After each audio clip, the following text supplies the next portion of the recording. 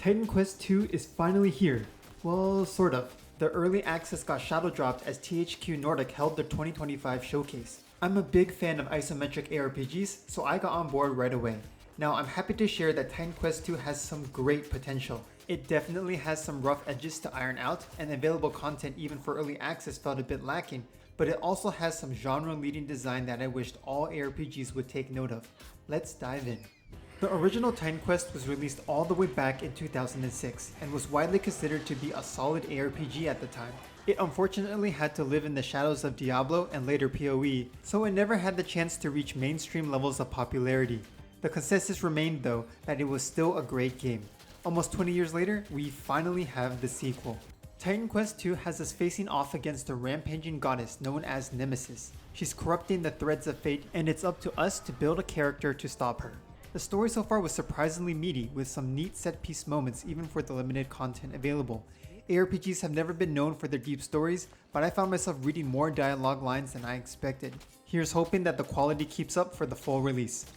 The best part of the game though, and what it does best among the whole genre, is easily the world. Up until this point, isometric ARPGs all kind of followed a similar world structure. You navigate from one randomized map to the next, activating waypoints to fast travel between major locations. I was surprised then in Titan Quest 2 to not have to go through loading screens between maps, but instead have this massive open space to seamlessly explore. Yes, Diablo 4 technically did this first with their open world approach, but the execution in D4 was extremely flawed. Because all enemies scale to your level in D4, no matter where you were on the map, the enemies all felt the same. All quests were the MMO style kill and fetch quests. There were no mind-blowing secrets or true moments of wonder. There's never a time where you wander into an area that was way too hard, and that has you motivate you to grind and get stronger to finally explore it.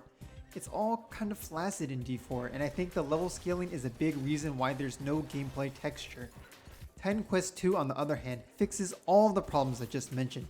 The world is beautiful and colorful, but more importantly, there are so many points of interest that reward exploration. Hidden caves, secret torch puzzles that reward loot, multi-part quest lines, and best of all, no level scaling.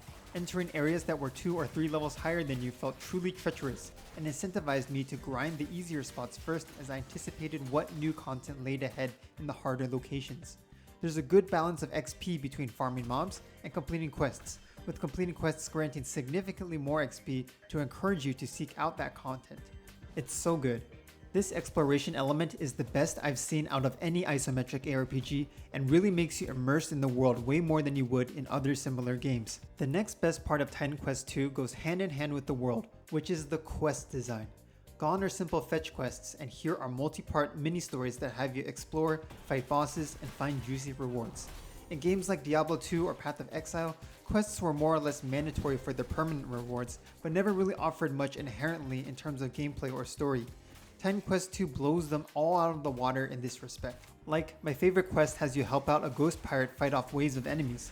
You then have to help him find his sword, which after doing so, he awards you with that very sword as loot. It's not a massive quest by any means, but very memorable thanks to a concise story, multi-part gameplay, and memorable reward. This kind of satisfying quest structure is seen throughout the entire early access content, which is fantastic. I only hope they continue this level of quality for the full game. Now, you might be wondering why I haven't touched on the gameplay or combat yet, and this is because it's here where Titan Quest 2 unfortunately has its stumbles. For as good as the map and questing are, the moment-to-moment combat is where Titan Quest 2 is lagging behind its competition. The attacking and skills just don't feel amazing.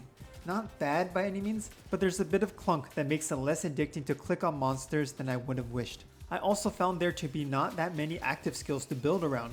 You get to pick 2 masteries, and while each mastery has 5 or so active skills to pick from, many of them are situational or supplementary.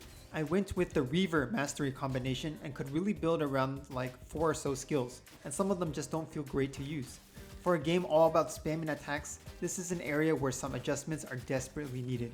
Tweak the game feel, add more exciting active skills, and we're looking much better. Progression-wise, I think Titan Quest 2 strikes up a pretty good balance of depth and accessibility. Every time you level up, you have attribute points, active skill points, and passive skill points to assign. The way the UI has everything laid out makes it straightforward enough to design and build on your own, but I can see there being build diversity issues as certain choices just don't feel viable. This area also needs some tuning as well. The The other axis of character strength is of course the gear, and the gear in Titan Quest 2 is alright. It's not Diablo 2 level amazing, but it's more fun than D4 loot clutter. So far the amount of loot is quite good. Not too overwhelming, but just enough to have you find your upgrades at a good pace. I particularly love how generous quests are at dishing out loot, so they got the balance there working well. There are a lot of different rarity tiers, perhaps too many, but my main gripe with the loot is the item level scaling. Having loot scale up with their item level makes so that your gear gets outdated kind of quickly as you gain levels. My purple rarity sword that I got from the quest was soon replaced by an average piece of loot that just outclassed the purple one because the item level was much higher. The scaling itself isn't an issue, but the numeric ranges of the affixes make it feel a little too item level dependent, so I'd like to see some changes here as well to make great drops feel more lasting. Overall though, I think this has been a promising early access for Titan Quest 2. There are some high highs in the map and questing, but definitely some rough spots in the combat that need to be addressed. I think this game has potential to be very competitive with the other isometric ARPGs out there once the combat and skills get better. One last thing for the early access though is that there isn't a huge amount of content out at the moment. I reached the end of the story content in around 10 hours while taking my time. If you're a hardcore ARPG enjoyer, I recommend checking the early access out, but if you're on the fence, I'd say keep this on your radar as new updates roll in. And those are my thoughts on Titan Quest 2 so far. Have you been playing Titan Quest 2? What do you think of the game? Leave your thoughts in the comments below. Hey, thanks for watching to the end of the video. If you enjoyed the content, please consider liking and subscribing to help grow the channel, and I'll see you in the next one.